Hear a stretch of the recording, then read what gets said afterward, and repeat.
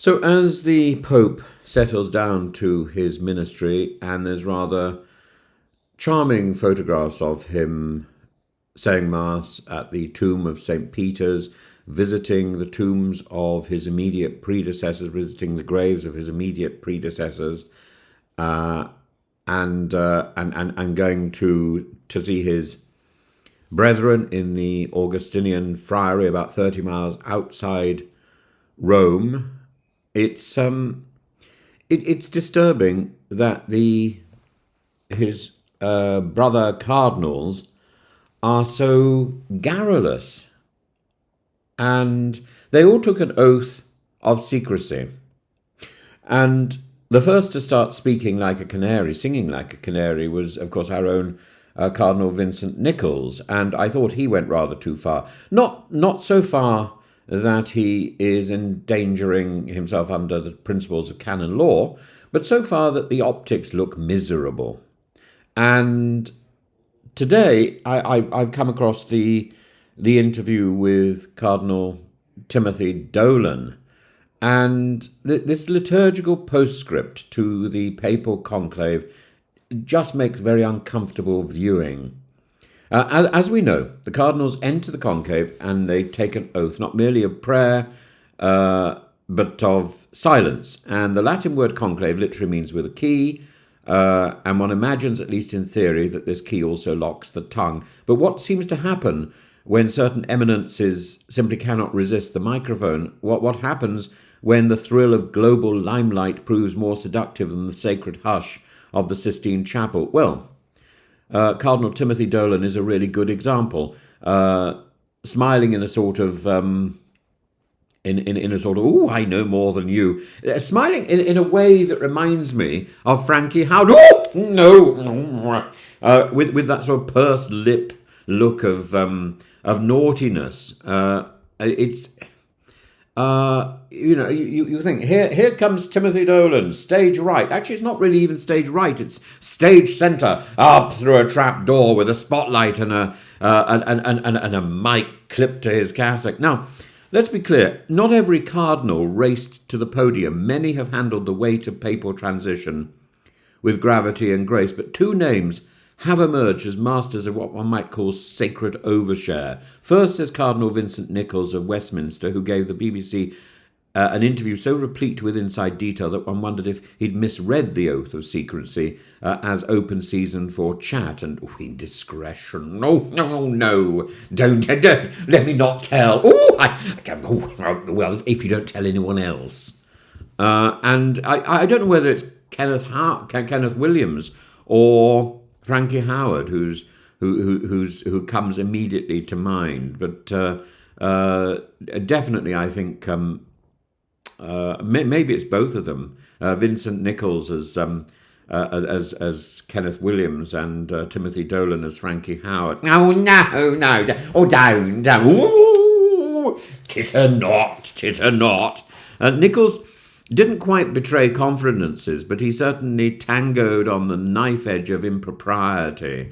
And if ever there were a cardinal one might hesitate to approach for confession, he'd be in the running. But Nichols, for all his indiscretions, now seems like a shy curate compared to the positively operatic performance of Cardinal Dolan, where Nichols teeters Dolan lap dances.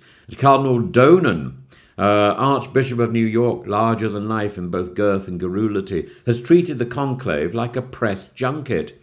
If there were a biscuit for post-conclave verbosity, I don't know whether there is a conclave biscuit game, but Dolan certainly takes it. He devours not only the biscuit, but the packet, crumbs and all, and tells you the precise brand. In a series of interviews given almost before the incense had cleared, Dolan waxed lyrical on everything from his inbox of congratulatory emails to the exact moment he decided to get to know Cardinal Robert Prevost, as if he was personally responsible on his own for the elevation of Pope Leo XIV. He spoke with all the secrecy of a town crier and a village gossip and the theological restraint of a soap opera narrator. He even fielded questions about Trump, immigration, social media accounts, and, my personal favourite, whether the new pope could be a counterweight to J.D. Vance. His performance was half Vatican and half, you use the American term vaudeville. I would use the British term music hall. But the man can't help himself. No, I can't help myself. I just got to tell you. I just got to tell somebody. Ooh, let me scream. They put a microphone in front of Dolan and he sings like a fishwife at a market. But it's not merely comedic.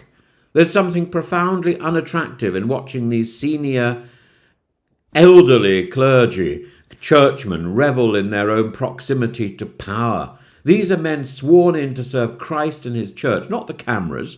And yet, in Nichols and Dolan, we glimpse clerics intoxicated not by the Holy Spirit, but by the attention economy. Neither man quite breaks his oath, as I say, but they bend it with all the elasticity of a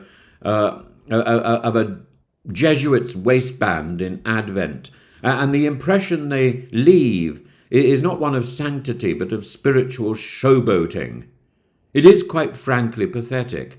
And when faced with the gravest ecclesiastical moment in years, the death of a pope, the choosing of his successor, these men couldn't resist performing in front of the camera. The conclave wasn't a prayerful drama for them. It was a press opportunity. It was a junket.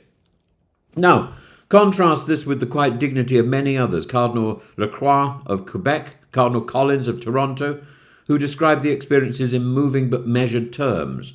These men gave reflections on the universality of the church, on the solemnity of standing beneath Michelangelo's Last Judgment and whispering a name before God.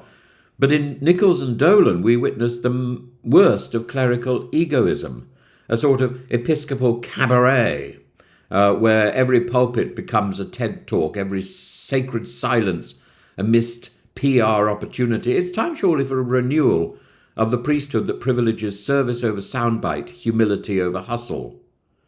So if one were to ask whether the conclave had lost some of its mystique in 2025, the answer must be yes, and we know exactly who to thank, or rather who not to thank.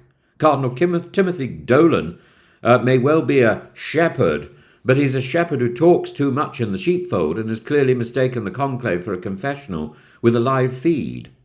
As for the biscuit game, Dolan, as I say, he's eaten the pack, he's eaten the entire tin. He's iced it, he's Instagrammed it, he's offered a running commentary on how it was baked. And that is not quite the image of apostolic ministry that the early church had in mind. Does he take the biscuit? Absolutely, devours it.